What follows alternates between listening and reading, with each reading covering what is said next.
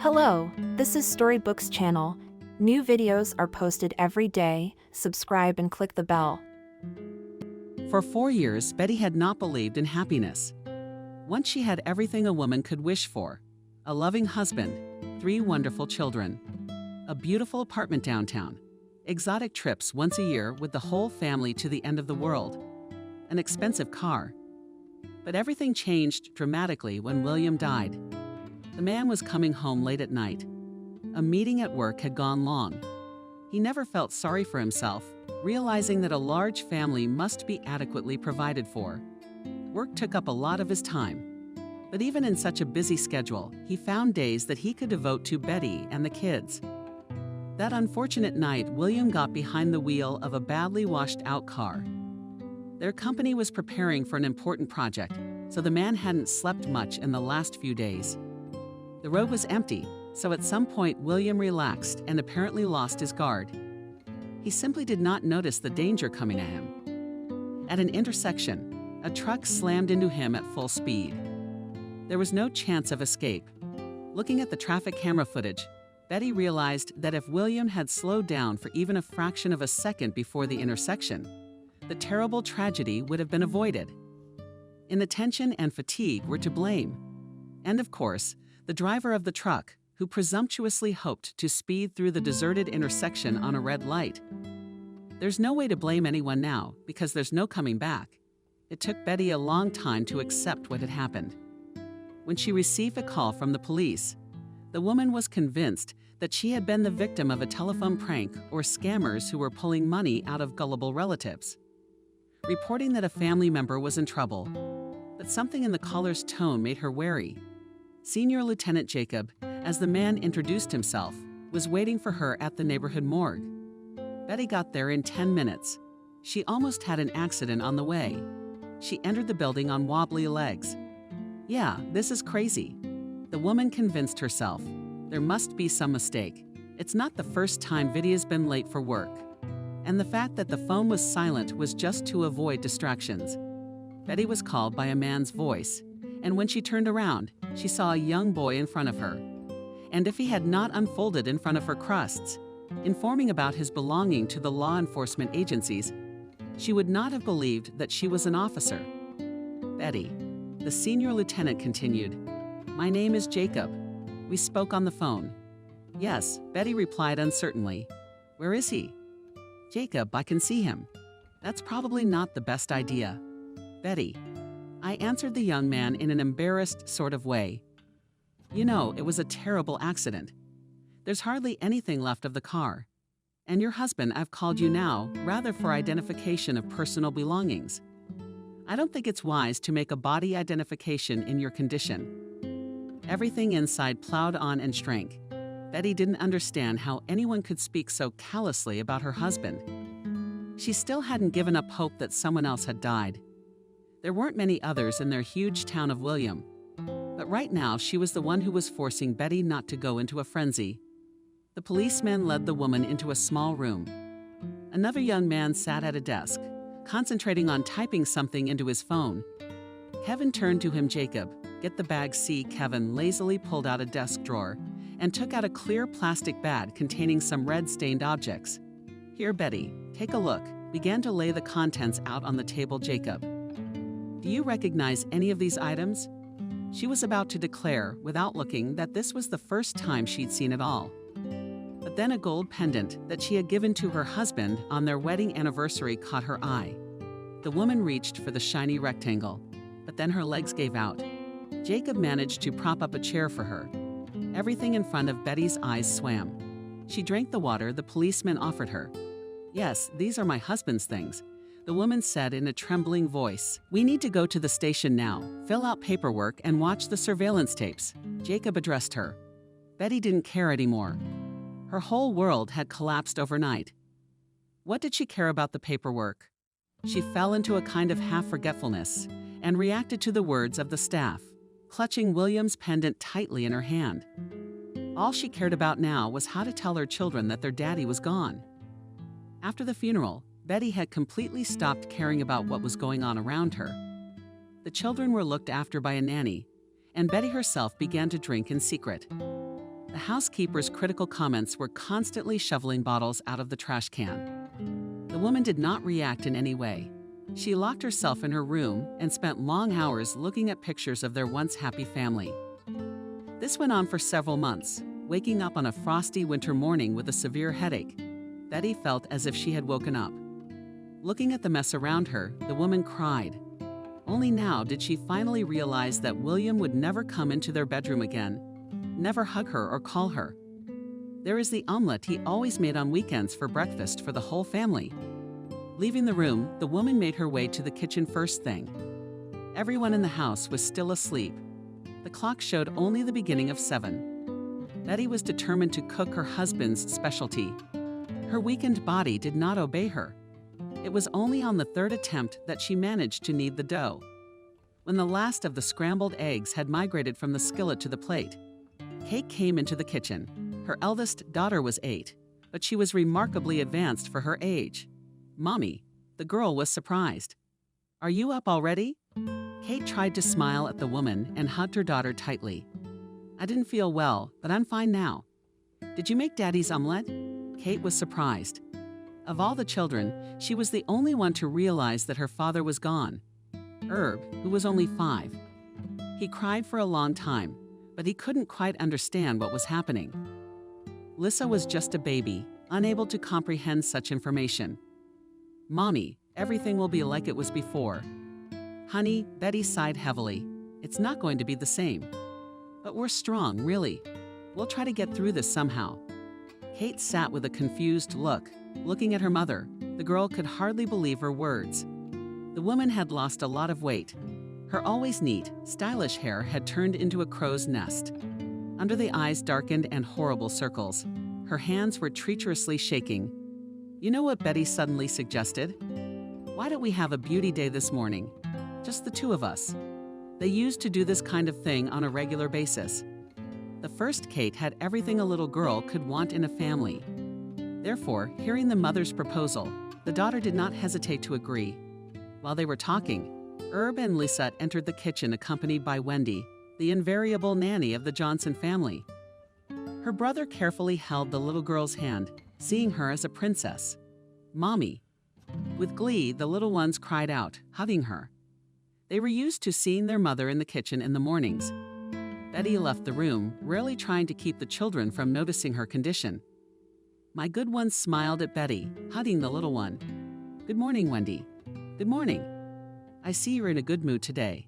Carefully, Betty answered her. There was relief in the woman's eyes. She had been worried about Betty lately. She had been working for the family for 8 years now. In that time, getting used to everyone as if they were family. With William's death, everything had changed. But watching Betty fade away was unbearable. Wendy willingly moved in to help out and take over some of the household duties. Aunt Wendy went to nanny Kate, and today my mom and I are having a beauty day. What you say, my good girl, it's about time. It's better than being cooped up in 4 walls. The day after tomorrow, Betty and Kate set off on their beauty expedition. What did they call a visit to the salon together? Betty was quickly tidied up, and Kate was given a charming braid. However, there was a hitch at the reception. The receptionist said, smiling guiltily, that the payment had not gone through. "Let's do it again." When the payment didn't go through a few more times, she wasn't seriously worried. Taking cash out of her purse, the woman paid by getting into her car. She called the bank and reported her problem. Betty was politely answered by an employee. "You see, the account to which your card is linked is frozen. I can't give you the details over the phone. Come to the office."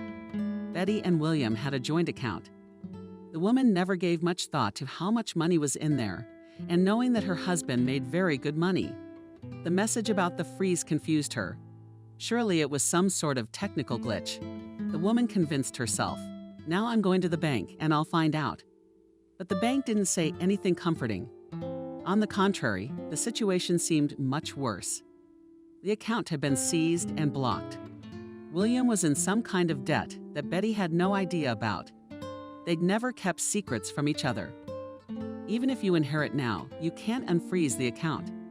The manager broadcast monotonously. By law, debts are inherited too. So here you can either sue, trying to get your money back, or accept it. Neither option suited Betty. Suddenly fear came to her throat. What is this? The woman thought with horror. There's no money. What are we going to do now? Betty did not work anywhere, having successfully married a wealthy and promising man. The foreign language student initially worked part-time as a translator, dreaming of a career as an international translator. But her husband was adamant. I am able to provide for you so that you would not deny yourself anything for the rest of your days at work. Betty never did. And then Kate came along and the woman devoted herself entirely to her family. Betty grinned. For the rest of her life, if only someone had known how things would turn out. Right now, the woman was worried about the children. Of course, there was some cash at home, and the jewelry could be sold for the first time enough. Money was running out at supersonic speed, accustomed to living large. Betty didn't really know where the money was going.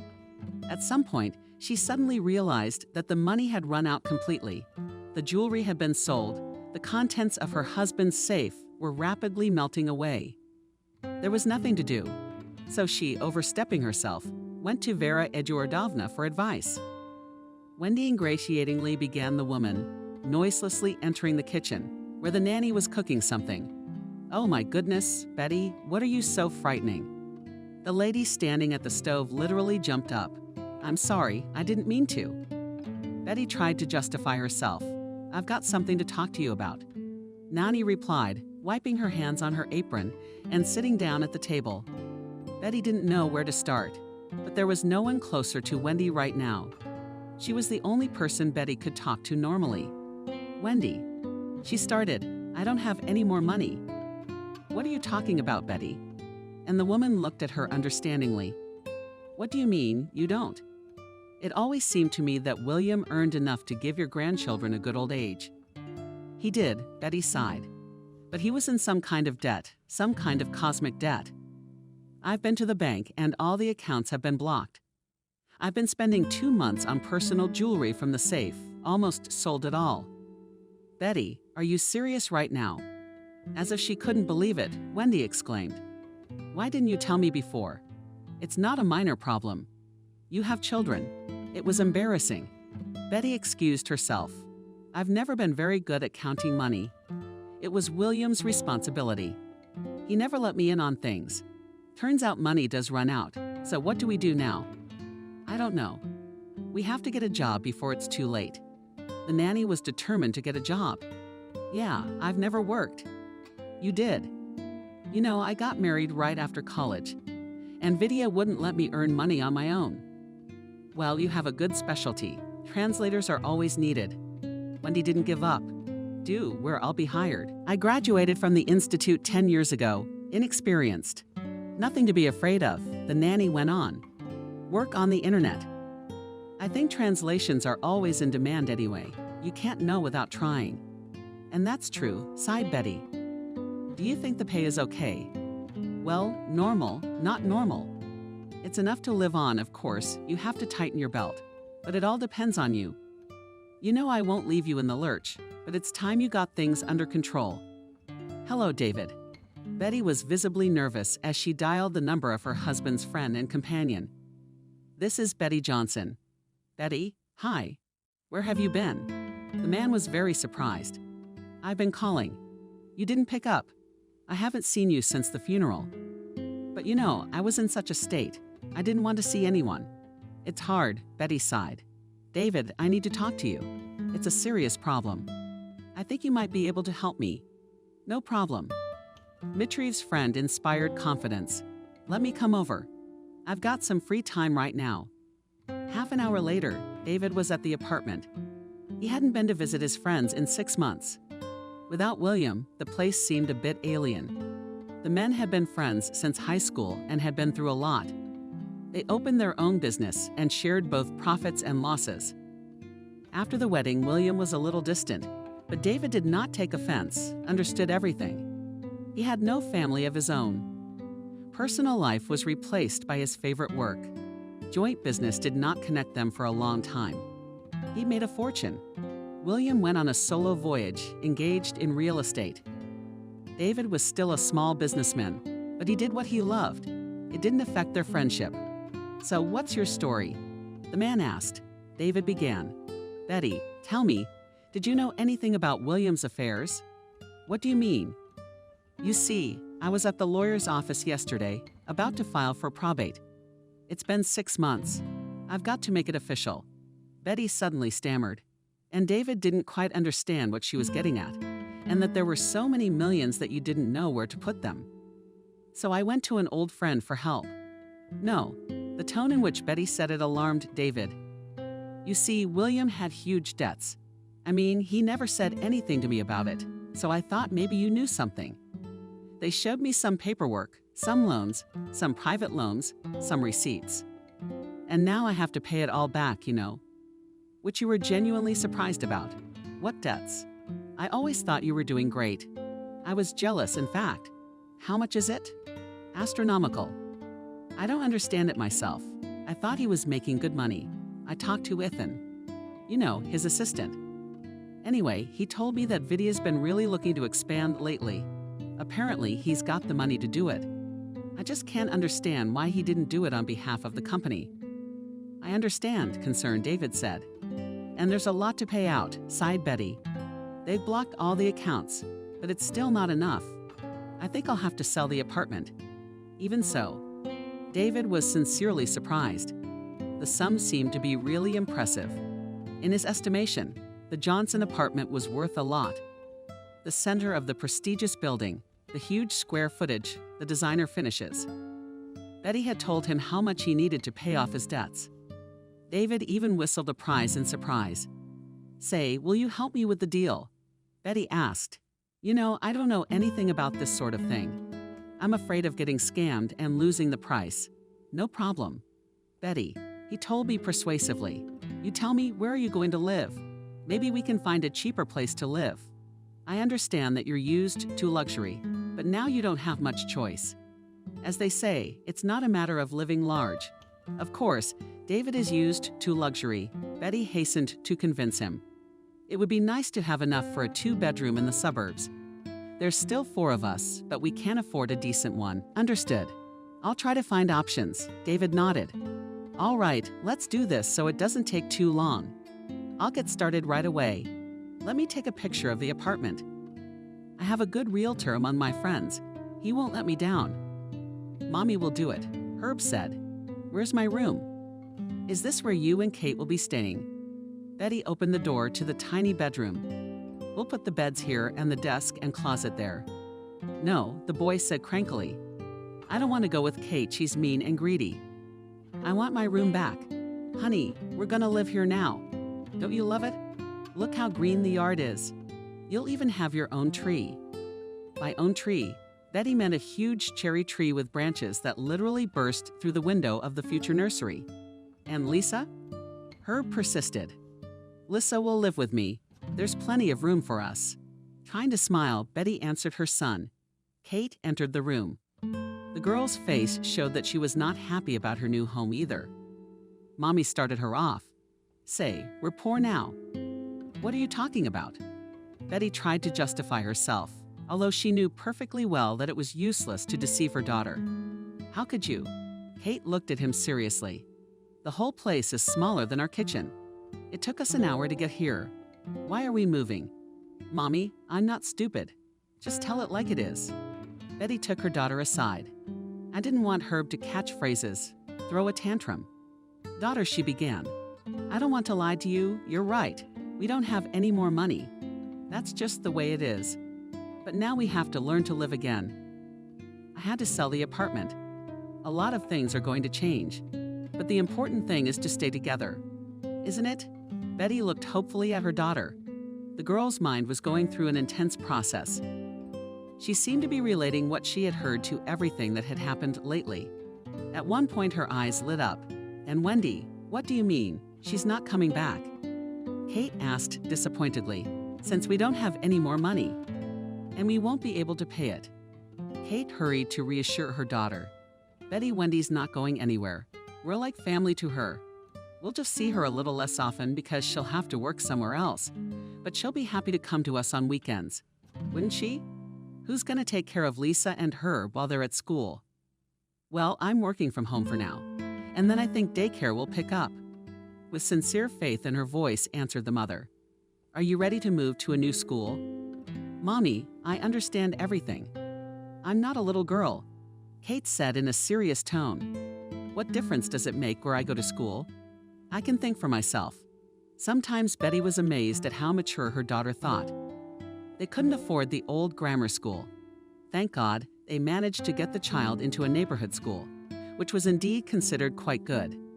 But still, it is a stress for the child, accustomed to classmates and individual approach of teachers. And with a kindergarten for younger children, something had to be solved. It turned out that it was not enough just to take and bring the children. The queue was huge, and Betty could not afford private institutions. The cost of attending such seemed exorbitant. And then there were 2 children. Wendy's services, of course, also had to be refused. The kind woman agreed to help with the housework, but Betty felt she had no right to exploit her all the time. She managed to find some work, but translations from French were of little interest now. Everywhere there was a need for specialists in Asian languages, of which the former student of a foreign language had only a vague idea. Everything that she had managed to earn disappeared instantly. The money left after paying off all William's debts was barely enough for a small apartment in a residential neighborhood and a small reserve, which Betty put aside for the very last resort. There was still the car. But a woman with 3 children didn't want to deprive herself of mobility. Although the maintenance of a premium brand iron horse also cost a tidy sum, her attempts to get an official job as an interpreter in an international company failed. Seeing a spectacular, well-dressed applicant, managers eagerly escorted her to their offices. But her lack of experience and 3 children immediately turned them against her. After a few such interviews, Betty gave up trying. Such conversations hurt her ego. And so he stayed in his opinion. Forced to moonlight with occasional translations of contemporary French authors. The editor was in no hurry to pile orders, so the cash flow in the Johnson family did not turn into a stormy avalanche. 6 months after the move, Betty realized that the money is not enough categorically. Ian still had to sell the car, exchanging it for a simpler car. The school Kate went to, although it wasn't elite, still required a lot of money. They were constantly collecting money for repairs, gifts for teachers, and other things.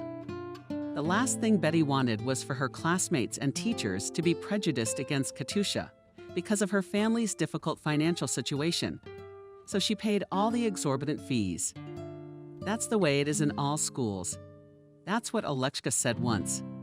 The old friend remained one of the few people Betty kept in touch with after her husband's death. The rest of her friends evaporated. As soon as they felt that relations with Ivanov would not bring them any benefits, and the widow might ask to share her blood money as a loan. No one was in any hurry. Betty was a proud person, but few people cared about that aspect. So here she is with her college girlfriend Kelly. David, yeah, Wendy. They supported the single mom as best they could. But in today's world, it's hard to stay afloat without a solid financial backing. You know, Betty kept Kelly going. I've got a friend who's starting a private daycare center with some experimental parenting techniques. Not a lot of clients yet, so the prices aren't too steep. Maybe you could put in a good word with her about your kids. She is a person who understands, responsive, and in trouble will not abandon. I think we can negotiate a discount. You still have to look for a job, for whatever reason. And as long as the kids are at home, that's out of the question. That's true, Betty thought. But I doubt I'll be able to afford even a small sum. You leave that to me, please. I'll arrange everything in the best way, do with the work. Unfortunately, I can't help you. You know that. I'm not doing so well myself. Just as Kelly had said, the owner of the daycare center was able to come to an agreeable arrangement. Betty was relieved to entrust the children to this woman, who, as it turned out, lived nearby and even offered to bring them home. Betty immediately started looking for a job, hoping for some prestigious high-paying place. She didn't. At first, Betty got a job as an administrator in a beauty salon, but she couldn't work there for a month. The relationship with the owner did not work out, who for some reason immediately disliked the newcomer. Betty had no working specialty, although there were a lot of similar vacancies and the salary was promised to be good. There were still options to consider, which the woman was prevented by her pride. But can a person with a higher education go as a cashier or packing food in a supermarket? Betty tried the delivery business so popular with the younger generation. But after a few orders brought to her old acquaintance, she gave up the idea. And it was costing a lot of money in gasoline. Betty, let's go to my place office manager once offered her David, who popped out for tea. We've got a girl going on maternity leave. Wouldn't want to bring in an outsider. It's not a dusty job. Salary, of course, I cannot offer you a huge salary, but a full social package weekends, like normal people free meals. Sure, I'll go. Without even thinking about it, Betty agreed. That's how she got to David's firm. Things were not going well in his place. The woman coped with her duties in full, but relations with coworkers did not go well from the first day. All the women working for David were convinced that Betty got the position because of the chief's favor. Some ladies were openly jealous of her bright appearance and hurried to invent another unflattering gossip about her personal life. But Betty paid no attention. All she was interested in was feeding herself and her children. Besides, her job left her enough time to do translations. True, the woman had no weekends at all. Even a joint walk with the baby she could only dream of. Thank God, Wendy came to the rescue. Making ends meet. Betty had learned to live without her husband. Mommy, Kate said from the doorstep when she saw Betty staring at her laptop. I certainly don't think you've forgotten, but I'll remind you. Herb is turning 9 this Sunday, and we haven't even bought a present yet. It's like Kate woke up Betty. Are you serious about Sunday already?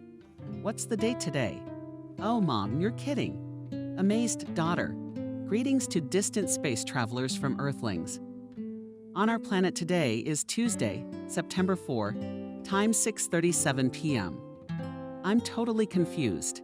It's been a madhouse at work today, and I've got a translation due. I couldn't get my hands on it. Betty was exhausted.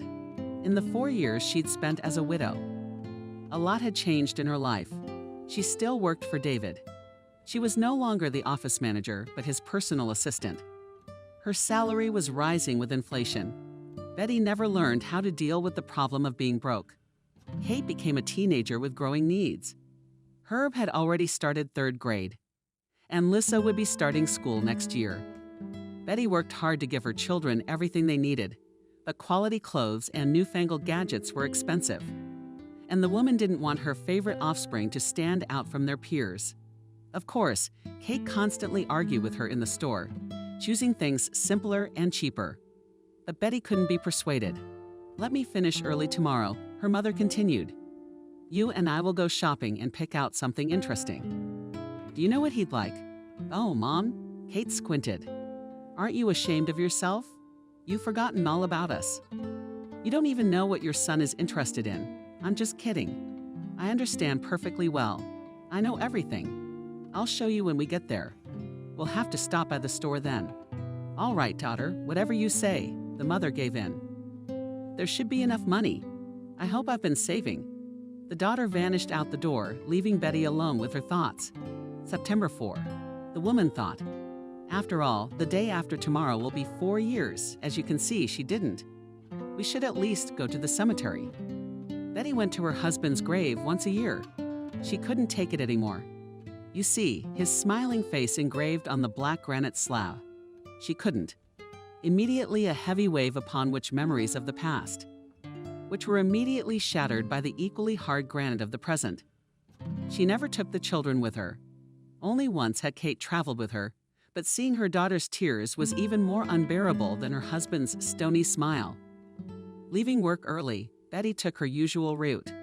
David, recognizing where his buddy was going, offered a ride. But it was important for Betty to make the trip alone. There was no traffic, so Betty got to the cemetery quickly. On the way, she stopped by a florist and bought 4 snow-white flasks tied with black power ribbon. The saleswoman smiled sympathetically at her, adding even more tragedy to the situation near the cemetery pine needles. Betty did not observe the typical pattern of peddlers coaxing them to buy paper flowers from them. The beggars and cripples, usually sitting along the walkways on a weekday, were sparsely crowded here. Only the sounds from the granite workshop and the few people gathered around the local pig reminded that this place was still somehow connected to the world of the living. Betty walked with an uncertain gait, noting along the way the landmarks she remembered from past visits: the lush fence, the graves of some authority figure from the 90s. A sad little angel mourns a girl who left the world at the age of 5. A garbage can topped with a pile of colored funeral wreaths. Seeing a double birch tree, a woman turned onto the path on the right. Well, here's a little more. And I'm on the spot, thought Betty, utopia heels in soft ground. The birch trees were already beginning to turn yellow. Ahead I could see a slab of granite gleaming in the sun and revealing some sort of somber golden glow. On the table sat 2 huge crows with gusto, passing something left over from an offering to the dead. Plastic bottles, pale heads, dried branches of never-stirring colors were lying everywhere. Doesn't anyone really clean up around here? Thought Betty. Is it hard to take the trash with you? Here I am, she said in a shaky voice, squatting down in front of the ever-smiling William. I'm sorry I'm alone and haven't been here in a while. I brought flowers. I know you weren't particularly fond of them, but still, it's tradition. With those words, Betty placed the rocks in a jar of water, setting aside the frozen remnants of the ones from last time. And the kids were all grown up now. Kate is such a real bride. You wouldn't even recognize her. They look just like you. Look at this. With these words, the woman took out her phone and started scrolling through the pictures of the children. And Herb is now 9. Yesterday, we went with the kitten to choose a present for him. You would have thought that your son is into web modeling. We bought him an airplane like this. Katya said he'll jump to the ceiling when he sees it. It's a year away from school. She's smart. She's already reading and writing. Sometimes I even do French with her. Betty sighed heavily, brushed away her tears in the palm of her hand. She didn't know what else to say to a dead person. All this superstition never appealed to her. Even as a child, going with relatives to the cemetery, she didn't understand these meaningless conversations with the earth, pouring vodka on the grave, greetings, and farewells. Well, the man had gone. He was gone. What could be done about it? What does he care now about the hybrid cases left to live? What business do I have against myself? Answered Betty to his own question, ostensibly asked by silent interlocutors. It's the same old thing. I work at David's. I don't know where we'd be now if it weren't for him. I don't make a lot of money, of course, but it's enough to live on. Wendy supports us a lot. She's retired and often takes the younger ones to her dacha. All summer long, she took them to the vegetable garden. She never left the berry patch, and Herb has learned to swim. I'm thinking of enrolling him in the pool. The kid needs exercise anyway. For about 15 minutes, Betty sat in complete silence, immersed in the memories of birdsong, immersing her in some marvelous state. Suddenly, this calm was broken by a crackling noise. Betty shuddered fearfully and looked around. Not far from her stood an old man hesitatingly looking at her. I'm sorry I startled you. The elderly man addressed Betty in a peaceful tone. You see, it's Thursday. There's no one here, and I'm lost again. How lucky am I to have met you? No, not at all, the woman replied. You didn't scare me at all. I was thinking, I didn't expect anyone else to be here. Can I help you? If you don't mind, could you help me find my wife's grave? It's been so many years, and I keep getting lost in these gravestones. As if she didn't want me to see her like this, the old man smiled embarrassedly. Yes, of course, she agreed, or rather rose from the ground. Well, I mean goodbye. I'll go. I promise not to be discouraged. I'll give the kids a hug. Betty went to the old man to grow a floor and a cloak. She noticed he was holding a tiny bouquet. That's a must, she thought. I wonder where he found those flowers. They don't look artificial. My name is Michael, the older man introduced himself. And I'm Betty. Nice to meet you, Betty. It's a pity that our acquaintance happened in such a peculiar atmosphere, as if the old man apologized. I see you're interested in my flowers. I'll be honest, I didn't even think it was possible to find Slavs in our city at this time of year. Even abroad, it's off-season. Are you interested? I am. Michael smiled. When my late husband and I traveled to Provence, we visited the quantum fields. The tour guide told us that these flowers are rarely found outside the country. They don't take root anywhere. It's not the right climate or something else. So I was surprised. This is homegrown lavender. I grow them in my own greenhouse. Well, greenhouse is a bit of a mouthful, but lavender? Helen, my wife, was very fond of these flowers. I didn't share that sentiment, but I can't come here empty-handed. I'd like to make her happy. Oh yes, the old man's worried. Let's try to find the tombstone. I used to turn around at that stone bollard, but it's changed in a year. It's weird. I can't find it. It's a white marble monument, not very tall. And there's a bench next to it. Betty looked around. She never really cared much about who was buried next to her husband. A couple rows away, to the right, she noticed several monuments similar in description and immediately headed toward them. On her third try, she found the right grave. Michael called out, "I think I found it. Come here." The old man walked slowly between the rows of graves, trying not to stumble on the grass and slippery paths from the recent rain. "Hello, Helen," he spoke cheerfully, kneeling down on his knees right on the ground. "Again, you didn't want me to come. And in vain, as you always think to yourself, you know what I'll find anyway." Betty looked at the photograph on the monument, an old but surprisingly beautiful woman. There was something subtly oriental in her appearance, and her eyes seemed to be laughing, filled with childish joy. Judging by the date on the plaque, the woman died 10 years ago and also on September 6, as you can see. What a coincidence, Betty thought. I wonder if she wasn't too old yet. Sore, I guess. Suddenly, the old man's voice broke the silence and interrupted her thoughts. He spoke in French. The last thing Betty expected to hear now was French poetry. Not just any poetry, but an excerpt from a famous poem by Arthur Rimbaud, to whom she had dedicated her thesis. In the rolling tides of winter, too. I ran, ogled as the mind of children and peninsulas, breaking away from the land, had not known the triumph of such wild passions. By itself succeeded Betty in translating the stanza uttered by Michael. The old man froze, slowly turned his head in her direction, and looked in surprise at the woman for whom it was worth nothing not only to recognize the rare poem, but also to reproduce it in American. "Well, well, I see you like Arthur Rimbaud," the old man inquired. You see, embarrassed Betty takes a seat on the bench. I studied French as a student, and this Rimbaud poem was the subject of my thesis. I was literally mesmerized by this boy poet, because he had no other works. And this poem left a significant imprint on French poetry and literature in general. To say that I was surprised to hear it here now, and in excellent French, is not to say anything. Yes, laughed Michael. There are coincidences in life. How can you not believe that everything in the world happens for a reason? Betty, it's a poem. Helen was obsessed with it. My wife had an excellent command of French. As a young woman, she was into translating the classics. Then one day she came across Arthur Rimbaud. And you know it was not easy to get such a little-known author, even for students of a foreign language. She read the translation, but it seemed to her that it did not convey the essence of the original. And Helen was a very persistent and determined girl, so she decided to create her own version of the translation. I have an old notebook at home, in which my wife wrote down her versions, but never managed to perfect them, as she thought. It would be very interesting to take a look. I touched on translation topics during my defense, but they were about popular versions. I'm asking purely from a professional point of view, Betty hastened to assure me. No, you're not. If you are really interested, then I invite you to visit. I live alone. My son got married a long time ago and moved to Europe. He visits me once every couple of years.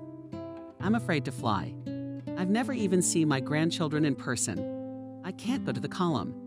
I live as a recluse. My friends, too, all left this world long ago. If it's not too much trouble, come by. I live near the Central Library. You know, the one with the columns and the punishers? I know, Betty smiled. To some, the old man's offer might have seemed dubious. But the woman sensed that the man was very lonely, and the sincerity with which he recounted the details of his life was appealing. Besides, Betty really wanted to look at the translations. Rimbaud was a professional interest. I'll be there. Let's do it tomorrow. 5 o'clock would be convenient. I'll have a couple of hours to spare. Of course, assured her old man. Come, I'll treat you with specialty coffee on Algerian recipe. I'll leave you my phone number. If anything changes, let me know. The new acquaintances stayed at the cemetery for some time, after which Betty kindly offered to give Michael a ride home. All the way home, he told her about the peculiarities of growing flowers in a home greenhouse. Betty had never realized it could be so interesting. She returned home in high spirits. Kate had already returned from school for a quick snack. Mother and daughter drove to daycare. Lissa managed to get into a fight with a boy who was pulling her braids. The conflict ended in a torn shirt. The child's angry mother demanded compensation for the spoiled item. Not wanting to hear an explanation, Betty silently pulled out the money. Noticing that the purse remained almost empty, Ush muttered to herself. It was still a couple days until payday. She didn't scold Lisa, noting only that a real lady wouldn't defend her honor with her fists, would try to take revenge using her intelligence. It's like Mommy, the girl didn't understand. You and I will definitely talk about it, but a little later. But I'm still glad you kept your cool. Mom intervened in Kate's conversation. Why did you give that bitch the money? It's clearly her kid's fault. If you'd stayed out of it, you'd have stayed in one piece. Kate, sometimes you have to give in, the mother replied. I realized that what would the conflict have led to now? We'd have a fight with her. She still won't admit that her little boy is at fault. After all, then I will question her love and methods of upbringing. And an insulted fool can't prove anything. In the end, tomorrow he would attack again, only already with a pitch to the mom. And so we'll teach our princess now. How can you get back at an offender without using your fists? You don't bother them anymore. What about that bitch you called her? Doesn't have the brains to realize her son was insulted. But she did. Kate laughed. She's a sly one. After finishing work, Betty remembered that she'd promised to stop by Michael's. She called her eldest daughter and arranged for her to pick up Lisa from daycare. She warned her that she would be a little late. Mom reached into the phone Kate hung on. Do you have a lot of work to do, or are you going on a date? What date? Oh, baby. Betty laughed. I have an appointment. I'll try not to be long, okay. It's a deal, Mommy whispered to Kate. Don't worry. Betty bought some brownies on the way out because it was awkward to go to a visit empty-handed. She knew a good candy store that sold inexpensive but delicious sweets. She liked to take her children there when she had time for a day off together. The woman parked by the imposing front stucco framing. Noted that the house where the old man lived, even by modern standards, is not simple. In the old days, representatives of the nomenclatura, diplomats, academicians, high-ranking officials lived in such houses. And today, only very wealthy people could afford an apartment in such an architectural object. Michael lived on the 7th top floor. Going upstairs in the elevator with a cast-iron door grate, Betty noticed the rich decoration of the stairwell. The walls were decorated with stucco, the marble floors sparkled with cleanliness, and each door had a gilded plaque with the initials of the owners. She rang the bell at the door and was told that Ferguson lived behind it. The woman waited quite a while before she was opened. Michael greeted her with a broad smile. The old man was dressed in an immaculately tailored gray wool suit that made him seem considerably younger. Good evening, dear Betty. The man greeted her. I didn't expect you to come. Why not? The woman was embarrassed. Well, you have to admit, meeting in a cemetery is a very dubious way to start a relationship. The older man smiled. Although, considering how life flows now, it's amazing that strangers can even talk to each other and find a common theme. I confess, Betty replied. I'm driven by professional interest. And I'd also like to try your advertised coffee, and I brought some cakes. Thank you. Michael took the bundle of treats that was handed to him. Please, come in.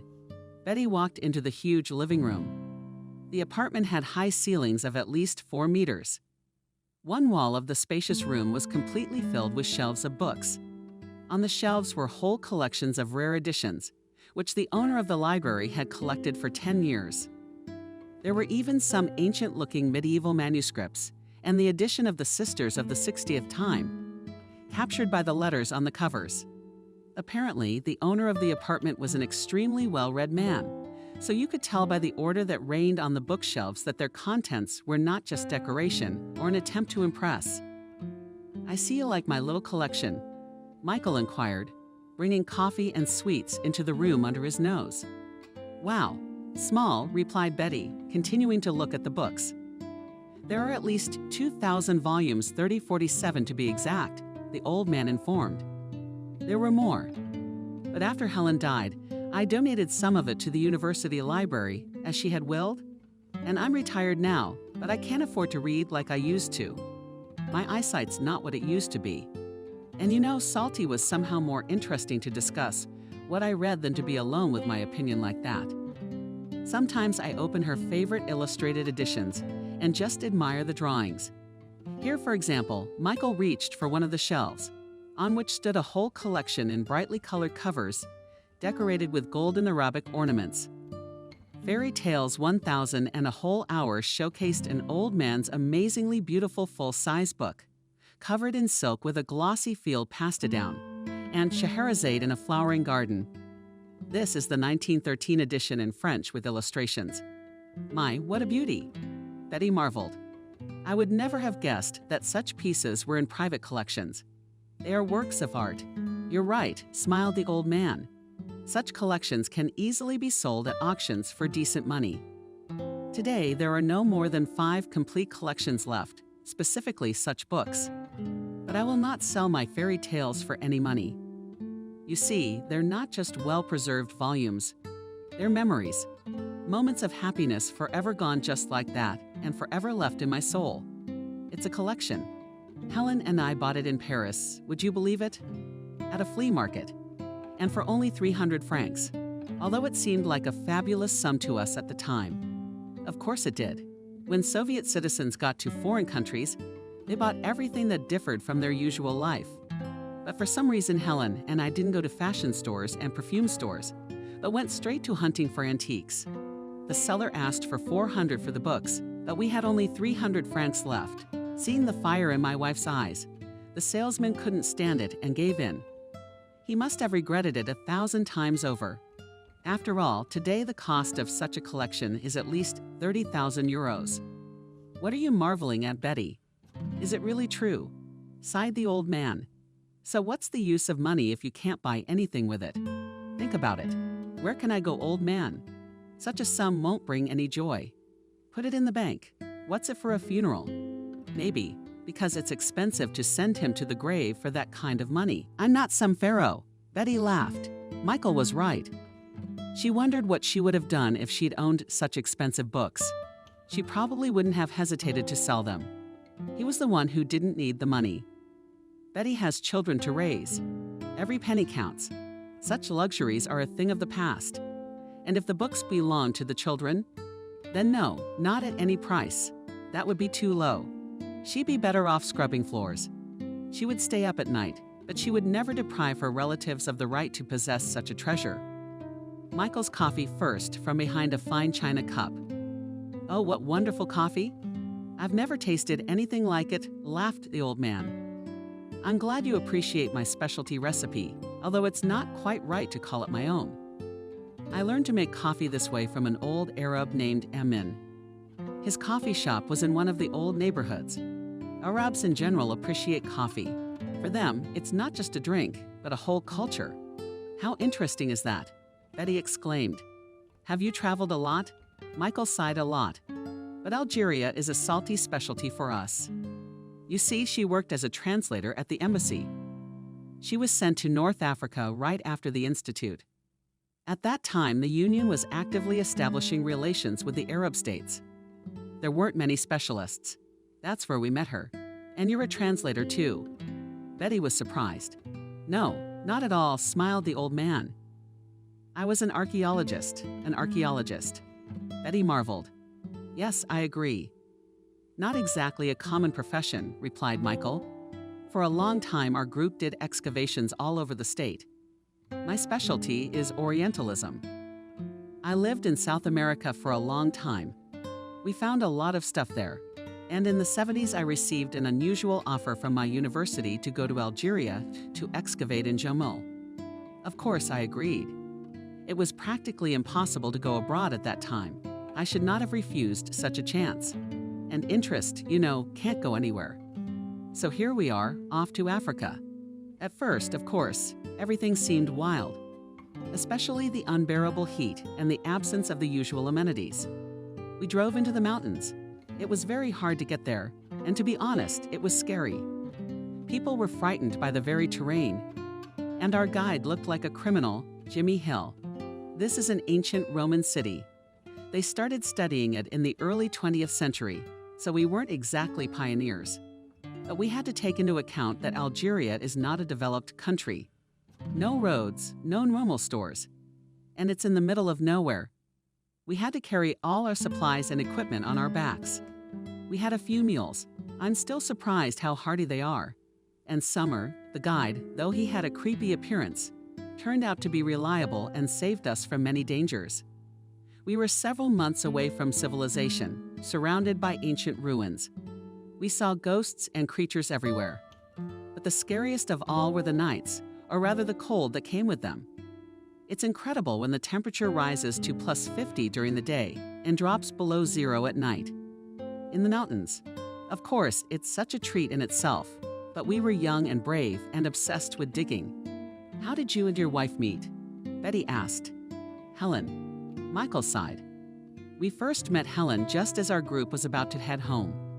The old man drew in more air, as if preparing to dive underwater. After a long pause, he began his story. The excavations of V. Jamel was a success. Krastinsky's group managed to find the remains of thermal baths and well-preserved mosaic floors. They even managed to get a few clay jugs, quite well preserved. Such a find was a rarity, so the archaeologists were already preparing to rest on their laurels of glory. After taking several hundred frames, I scribbled dozens of logs and carefully packed them into the equipment. The group intended to make the return trip for the morning. The last night began as usual. First, it got sharply colder. The guys built fires, cooked dinner, and sat down to tell stories. Life stories quickly slipped away. Then the interpreter Liam started pestering, said to tell them something interesting about this place, something he had encountered himself. The guy did not agree for a long time, but after persistent persuasion and a couple of shots of vodka, his tongue was loosened. I had just started taking scientists to the ruins. The man began in French. Liam translated instantly, but the mixture of languages and the glow of the campfire made everyone uncomfortable. My first group were 4 young Frenchmen. It was just the end of the War of Independence. The atmosphere here was, I can't say the most favorable, but I liked that these young people were free of prejudice and didn't hold their noses high. There was a photographer among them. I think his name was Jean, but I could be wrong. We got there. It was early September. It wasn't too hot during the day, so it was easy going. At the place the guys set up camp, and I went to debunk. They say, what disturb here quickly? So it was decided to start the work in the morning. We also sat as now at the fire, and were already preparing to disperse to the tents. Suddenly, one of the guys noticed that Jim was not there. When the photographer left, no one noticed. At first, we thought he had gone to sleep in his tent. Ours didn't turn out to have one. We walked around, calling for him, trying to find him with flashlights. We didn't get any results. The guy was gone without a trace. Not that it's hard to get lost here, but you run the risk of falling into the mountains and getting shot. Sleep was out of the question. Every minute counted. We split into pairs and continued our search. Francois and I went into the mountains, and the other 2 guys went to survey the ruins. When dawn broke, my partner and I returned to camp. As we were coming towards us, a hatchling ran away. One of the ones that had gone to the ruins. The guy was waving his arms and yelling at us to hurry up. We ran after him toward the amphitheater. There on the steps sat Eugen. His head was as white as chalk, though only yesterday he had been a searing brunette. He was frantically clutching his camera and muttering to himself. Only one word, no. It seemed as if the guy couldn't see anyone or anything around him. His pupils were severely dilated, his lips were quivering. He didn't respond to our words. We got him to the camp, gave him tea, and put him to bed. In the morning, he seemed to regain consciousness, but he remembered nothing at all. Perhaps he had managed to take some pictures, but I was never to know. As soon as the guys left, I never heard from them again. There was silence around the fire. The silence was broken by Semyon. Of the whole group, he was the only one who believed in the existence of otherworldly forces. You know, last night I went out of the tent to go to bed, and just in the area of the amphitheater I observed a glow. It seemed to me that the moon was setting there, though it was cloudy. Maybe there really are ghosts there. That's a bit of a mouthful. What kind of ghosts are there? The guys started talking, interrupting each other. Yeah, Michael Ferguson muttered skeptically, to the leader of the group. Such stories had always seemed like complete nonsense. He wasn't going to believe them, but he couldn't sleep well after what he'd heard. When all the boys had gone to their tents, Michael studied for a long time, to wonder what the Frenchman could have seen in the ruins that at once sat suddenly. His reasoning was interrupted by a crackle from the street. The boy poked his head out of the tent, but it was empty. Only the embers of the fire were slowly going out. He was about to climb back in. The crackling sound was repeated. The sound was loud and distinct. Wrong from the direction of the ruins. But no way, Michael muttered, getting out of the tent, whatever it was. It's not coming from the other side of the world. He didn't want to wake anyone, and, armed with a powerful flashlight and a strong stick, set off in the direction of the amphitheater. Michael froze in the center of the structure, not understanding how a person could be here. The logical explanation was that it was someone from the camp. But the figure was dressed in something light-colored, covering almost his entire body. Michael gripped the stick tighter and pointed the beam of light at the man below. "Hey, what are you doing here?" The archaeologist shouted. The figure didn't move. Michael stooped down a couple steps, palms down, sweating. It was scary. Had the guys decided to play a trick on him, knowing how he felt about all sorts of mysticism?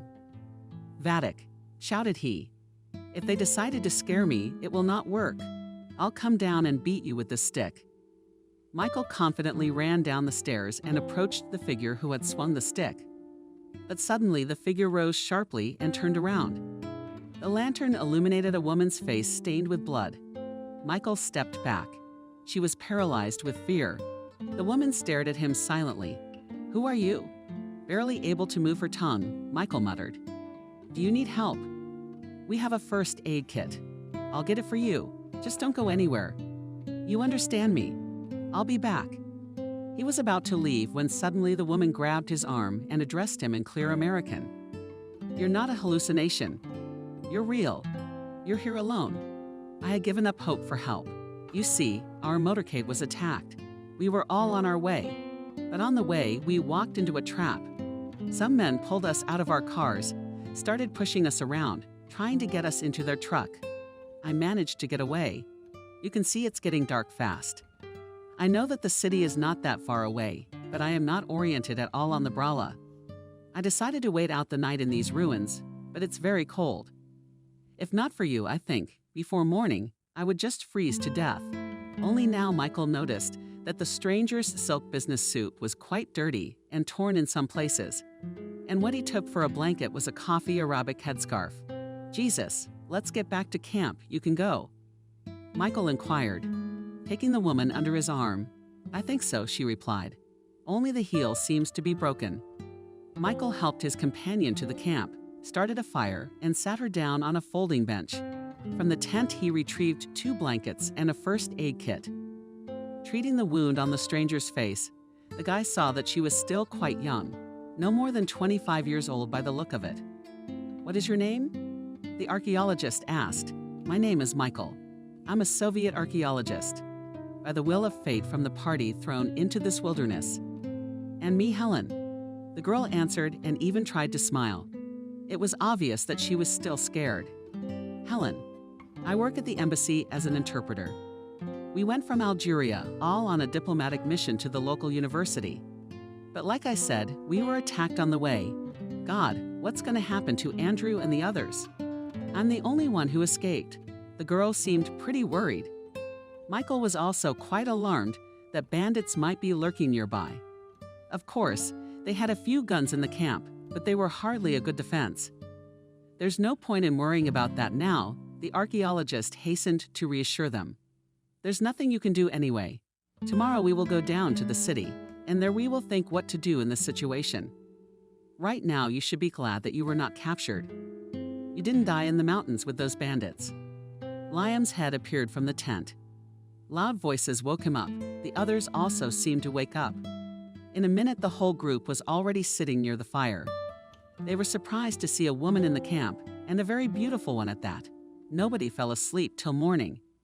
At first, everyone listened to the story of the appearance of a stranger in the camp, and the remaining few hours were on duty. In the morning, the archaeologists loaded the show on mules and went to the city. Helen was seated on one of the perpetual animals, and Michael walked beside her, ready to support her at any moment. You know, if Seth had not told us that terrible story at night, Michael began suddenly, I would have slept soundly. I'm afraid to imagine what would have happened to you then. What's the story? Helen asked. Is it about ghosts in Roman ruins? That's exactly what the boy laughed. I don't believe it, of course. But somewhere inside there is still hope that after death something remains.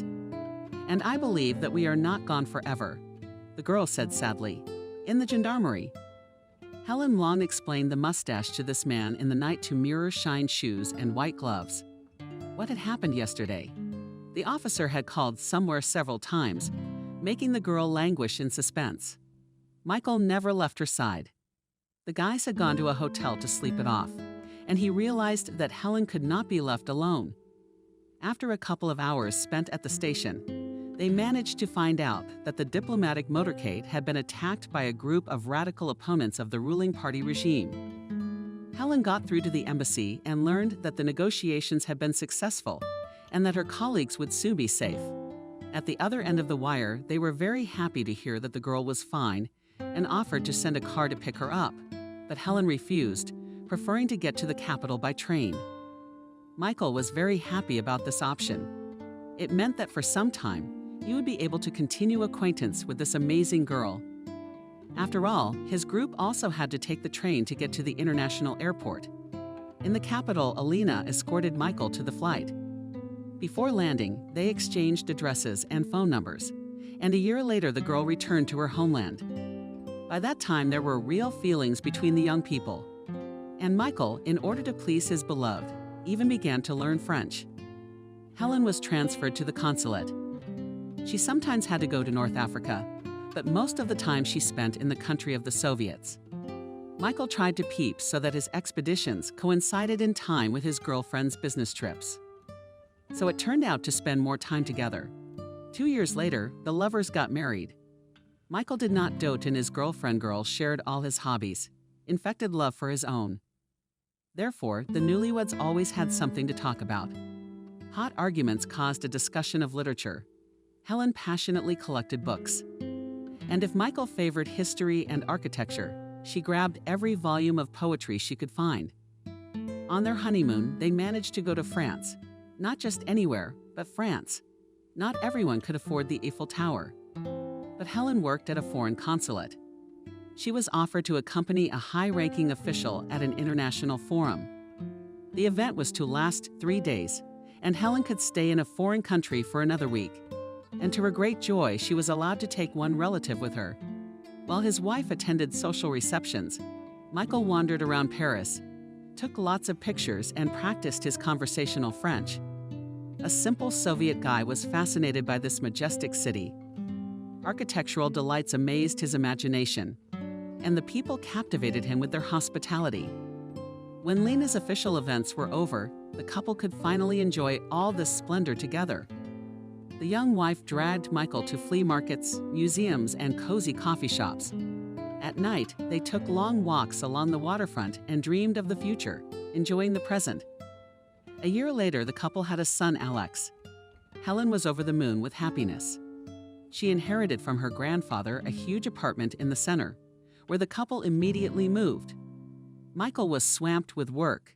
He was sent to Voronezh, near which were large-scale excavations of ancient sites. For 5 years, he was at home maximum 2 months a year. Helen almost completely took over the upbringing of her son.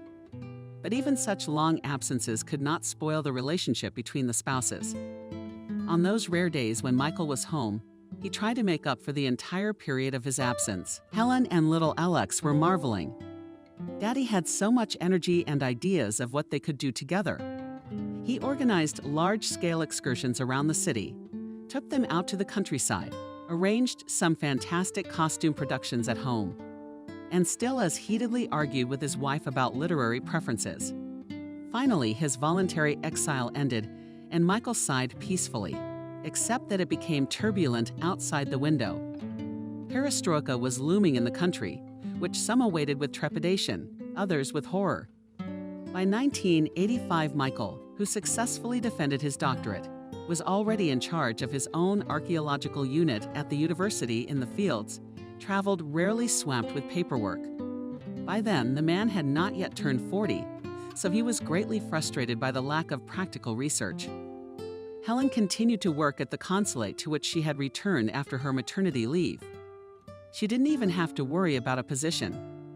There were only a handful of specialists like her, and thanks to her natural charm, she was able to solve. Even brewing conflicts between delegations, Alex already went to the 3rd grade. Unlike his parents, the boy had an unusual attraction to Spanish.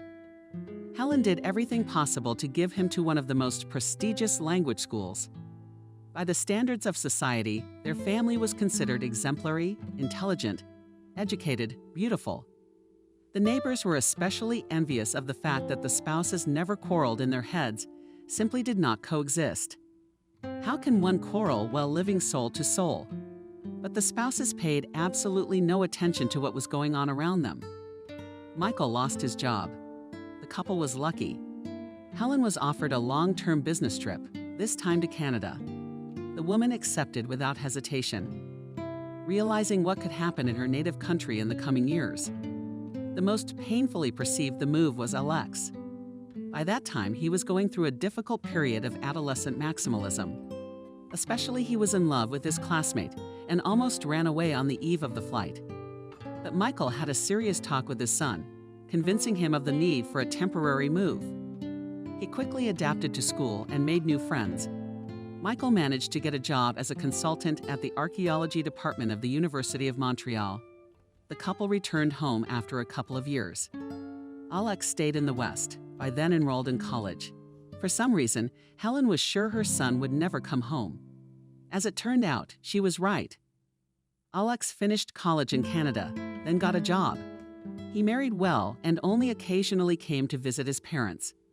The couple returned to their luxurious apartment, which had been rented for the past few years by a German diplomat. Helen was delighted when she discovered that her favorite books were literally being dusted off. Husband and wife life flowed back into a familiar pattern. Michael found an interesting niche for himself, consulting and organizing private archaeological expeditions, demand for which grew dramatically by 2000. At home, he only had time to wonder where his wife. By that time already, with the ruling 50 years old so much energy, the woman left the civil service, engaged in tutoring. She liked to teach students French. Young people listened with interest to her stories about her amazing travels in French-speaking countries. And then a terrible thing happened. Helen had a stroke and the right side of her body was completely paralyzed. It was September 6, 2002. Michael was away at the time.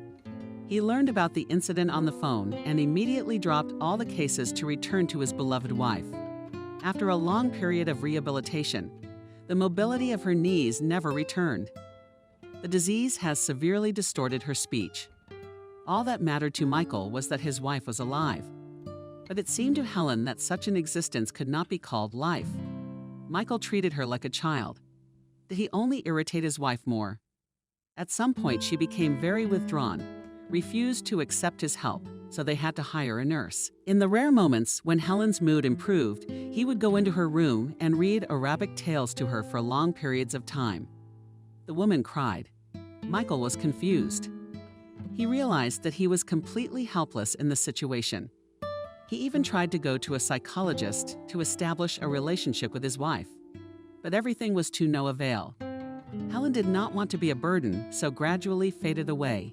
This went on for a long 10 years. And then one morning on September 6, 2012, Michael, as usual, went into the bedroom of his wife to wish her a good morning, but was horrified to find her dead. Helen had drifted off to sleep. Her face was calm and even somehow happy. After learning of his mother's death, Alex returned. The funeral was lavish. All her former colleagues and numerous friends came to say goodbye to Helen. Michael, however, the death of his beloved was undermined. The man withdrew into himself. He stopped all contact with society. He realized with horror that together with Helen went that part of him, which made him enjoy every day. His son begged the old man to leave with him, but for Michael, such a thing was unacceptable. He became fond of color retardation, began to grow in his indoor greenhouse favorite flowers of his late wife Lavender, and every year carried fragrant bouquets to her grave. Finishing the story, the old man sighed heavily. Betty could see that the memory was causing him unbearable pain. It's been 10 years since she's been gone, but I hope every time I hear her voice again. I know what it's like, Betty replied. My story, although not as romantic, my world literally turned upside down when my husband left. For 4 years now, I've been trying to cope with the loss, but I still can't get used to the fact that he's gone. Betty turned to her. Michael, thank you for listening to the old man's story. You're the first person I've been able to talk to so easily in 10 years. And you know, I'm relieved. Here you go. Michael, do you know if this date, September 6, is fateful? Betty said thoughtfully. Did you meet Helen on this day? She got sick and died. Same date. My husband died on September 6, and that's when you and I met. Don't you think that's strange? I don't know, my dear, the old man replied. I don't believe in mysticism, but you can't help thinking. Maybe there really is some kind of correlation. You know, Michael suddenly suggested to Betty that you come and visit us on Sunday. It's my son's birthday. I'd really like you to meet the kids. Betty felt sorry for the lonely old man, trapped in this huge apartment alone with his alien memories of his wife. She liked him a lot, so she thought it appropriate to invite him to a family reunion. I don't know, I'm not sure, Michael replied. Am I disturbing you in your haste to change his mind, Betty? Of course not. You are such an interesting person. I think both you and my children would enjoy getting to know each other. And you and I have a lot to talk about. Honestly, I can't bear to see you suffer. Please come. All right, laughed the old man. I will. From then on, Michael became a frequent visitor to the Johnsons' apartment. The children immediately took a liking to the elegant and talkative grandfather, who had stories for every occasion. They listened for hours about his expeditions, travels to other countries. Often Michael invited them to his house. Katya was captivated by Kristinsky's library. Together with Lisa, they read French fairy tales, looking at old engravings depicting the stories of Grandpa, and otherwise they did not call Michael. Spoiled the children with sweets. Showed them outlandish things, pickles he had brought back from foreign trips. Betty was happy to have such a friend in the family.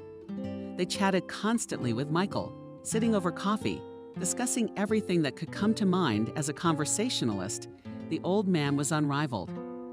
He literally knew everything about everything. Little by little, Betty was getting rid of the heavy weight of the past. One weekend, Michael came to visit and immediately pulled Betty aside. Betty, he began. We've been talking for a long time now, and I'm amazed at how much in life I can see how hard you have to raise these wonderful children. Tell me honestly, are you happy with your life? I don't understand you, Michael. Betty replied, embarrassed. Of course I'm content. I have wonderful children, a roof over my head, and now I have a friend like that. Can I complain? That's a good answer.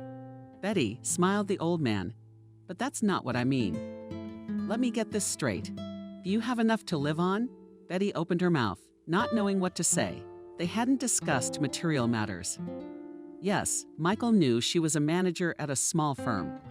She never disclosed her salary, but it was easy to guess that it was barely enough money to support such a large family. The apartment was in treacherous need of repair. The car was literally screaming for an emergency. But did it really matter? Betty seriously continued, Michael, you don't say anything. But I'm not stupid. I can see you're having a hard time. And frankly speaking, it's a pity to see such a talented and versatile person wasting away on an unpromising job. So I'd like to make a suggestion. I talked to some of my old buddies. Tell me, would you like to work in a specialty field? You're surprised, Betty. What do you mean? A specialty? A translator? Betty, come on, there's a big company looking for a French translator. It's a prestigious job. It's a representative office of a famous French pharmaceutical company. Believe me, you'll be hired. I've already forgotten the language. Betty mumbled embarrassedly, and talked nonsense. Michael hastened to reassure her. You speak perfectly well. You don't even have an accent. I know what I'm talking about. If you agree, come to the interview tomorrow. It's more of a formality. But you have to come and get to know each other.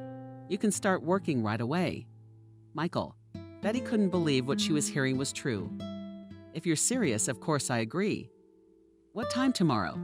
Wait a minute. What's Betty? Tomorrow is September 6th. Betty liked her new job very much.